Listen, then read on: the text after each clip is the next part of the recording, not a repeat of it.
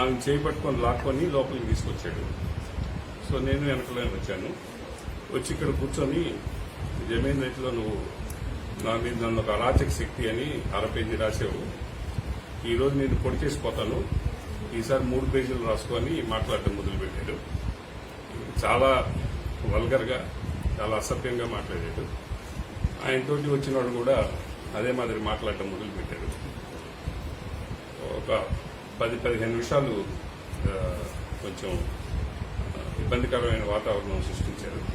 తర్వాత శ్రీధర్ రెడ్డి నన్ను ఒక దెబ్బ కొట్టాడు. శ్రీధర్ రెడ్డి కొట్టాడు అనగానే వాడు పిఏ అంట, వాడు ఇంకెవడో మురళీకృష్ణ యాదవ్ అనేవాడు, వాళ్ళిద్దరు కూడా నన్ను కొట్టారు. ఇంకెవడో సురేష్ అనేవాడు కొట్టాలని వస్తే మళ్ళీ ఎవరో పక్కకి లాగేశారు, వెనక్కి వెళ్ళిపోయారు. ఆయన చెప్పేది ఏంటంటే,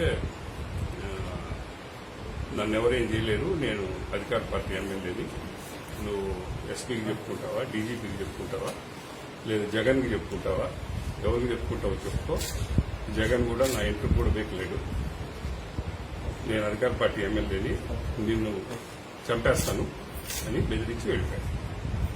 పరిస్థితి ఎట్టుంది సార్? బాగా తాగేస్తున్నాడు, అసలు స్వాధీనంలోనే లేడు.